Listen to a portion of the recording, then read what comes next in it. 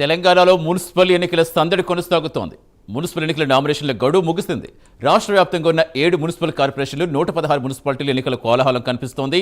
తొలి రోజు మాత్రం నామమాత్రంగానే కొనసాగింది ఈ ప్రక్రియ. ఇక రెండో రోజు మూడో రోజు ఒక్కసారిగా వేగం పుంజుకుంది. పూర్తి అప్డేట్స్ ఇచ్చేందుకు మా కరెస్పాండెంట్ చందు ఫీల్డ్లో సిద్ధంగా ఉన్నారు. ఎస్ చందు, మొత్తం ఎన్ని నామినేషన్లు దాఖలయ్యాయి? పూర్తి కంప్లీట్ అయినట్టేనా?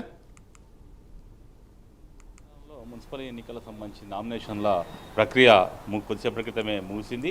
ముఖ్యంగా నిన్నటి వరకు 9,200 పైగా అభ్యర్థులు నామినేషన్లు దాఖలు చేశారు. ఈరోజు ఇప్పుడే కొద్దిసేపటి క్రితమే నామినేషన్ల ప్రక్రియ ముగిసింది కాబట్టి పూర్తి సమాచారం మరి కాసేపట్లో తెలుస్తోంది. భారీ సంఖ్యలో ఈరోజు చివరి రోజు కావడంతో భారీ సంఖ్యలో అభ్యర్థులంతా కూడా నామినేషన్లు దాఖలు చేశారు. ముఖ్యంగా 116 మున్సిపాలిటీలు, అదేవిధంగా 7 కార్పొరేషన్లలో ఈ ఎన్నికలు జరగబోతున్నాయి. ముఖ్యంగా 52 లక్షల మంది ఓటర్లు ఎన్నికల్లో ఓటు హక్కు వినియోగించుకుంటారు. ముఖ్యంగా చూసినట్టు 2,996 వార్డులకు కూడా ఎన్నికలు జరగబోతూ ఉన్నాయి. ముఖ్యంగా చూసినట్టయితే బీఆర్ఎస్ నిన్నటి వరకు కూడా కాంగ్రెస్ పార్టీ సంబంధించి 3,300 పైగా అభ్యర్థులు నామినేషన్ దాఖలు చేశారు. అదేవిధంగా బీఆర్ఎస్ పార్టీ నుంచి 2,500 మంది పైగా అభ్యర్థులు దాఖలు చేశారు నామినేషన్లు. అదేవిధంగా 1,700 పైగా బీజేపీ అభ్యర్థులు దాఖలు చేశారు.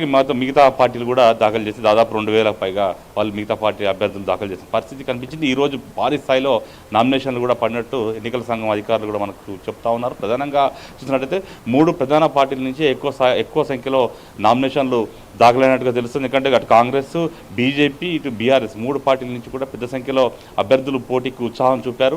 ముఖ్యంగా చూసినట్లయితే చాలా జిల్లాల్లో కూడా అభ్యర్థులను అంటే ఎక్కువ మంది అభ్యర్థులు నామినేషన్లు వేస్తున్నప్పటికీ ఇంకా 3 రోజులు రేపటి నుంచి స్క్రూటినీ ఉంటుంది. అదేవిధంగా 3వ తారీఖు నామినేషన్ల ఉపసంహరణ ఉంది. అదే రోజు ఫైనల్గా అభ్యర్థులను కూడా ప్రకటిస్తారు. ఎంతమంది బరిలో ఉన్నది కూడా ఎన్నికల సంఘం ప్రకటిస్తుంది. ప్రస్తుతం వివిధ పార్టీలన్నీ కూడా ఏ ఫామ్లు ఇచ్చాయి, ఆ చివరి రోజు బీ ఫామ్లు కూడా వాళ్ళకు అందించబోతున్నాయి. ముఖ్యంగా చూసినట్లయితే బీఆర్ఎస్ పార్టీకి సంబంధించి పెద్ద సంఖ్యలో అభ్యర్థులంతా ఆశాభావాలు తాము ఈసారి మున్సిపల్ ఎన్నికలు, ఎందుకంటే పార్టీ గుర్తుల మీద ఎన్నికలు జరుగుతాయి కాబట్టి ఎన్నికల్లో ఖచ్చితంగా పోటీ చేయాలనే ఉద్దేశం చాలామంది ఆశాభావాలంతా కూడా నామినేషన్లు దాఖలు చేసిన పరిస్థితి కనిపించి చాలా నియోజకవర్గాల్లో 2-3 వర్గాలు ఉన్న వాళ్ళు కూడా ఆయా వర్గాలని కూడా ఖచ్చితంగా నామినేషన్లు చేశాయి. బీ ఫామ్ అనేది ఎవరికి ఇస్తారు, పార్టీ అధిష్టానం అనేది ఫైనల్గా 3వ తారీఖు నాటి తెలిసిపోతుంది.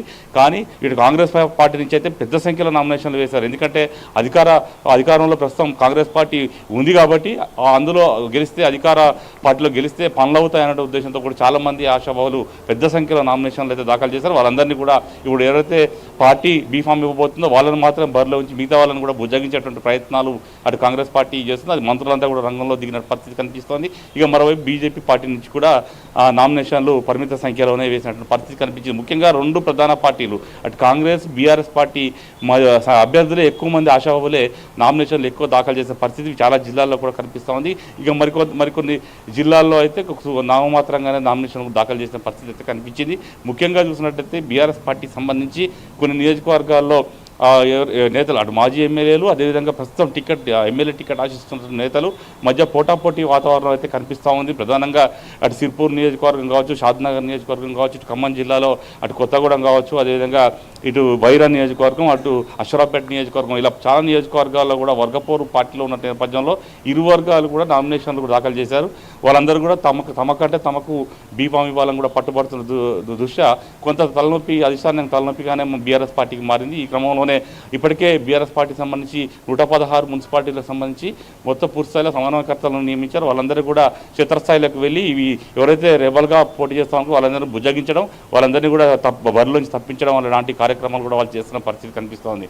ఇలా అన్ని పార్టీలు కూడా 3వ తారీఖు లోపల పార్టీకి సంబంధించి ఎవరైనా ఒకరే అభ్యర్థులు పోటీ చేయాల్సి ఉంటుంది కాబట్టి వార్డుల వారీగా ఖచ్చితంగా వాళ్ళందరినీ బుజ్జగించి ఫైనల్గా ఒక అభ్యర్థికి మాత్రమే బీఫాములు ఇచ్చేటువంటి పరిస్థితి కనిపిస్తోంది. మొత్తంగా చూసినట్టయితే ఈ రోజు మాత్రం నామినేషన్లకు గడువు చివరి తేదీ కావడంతో పెద్ద సంఖ్యలో అభ్యర్థులందరూ కూడా నామినేషన్లు దాఖలు చేసిన పరిస్థితి అయితే కనిపించింది. Satish, thank you Chandu.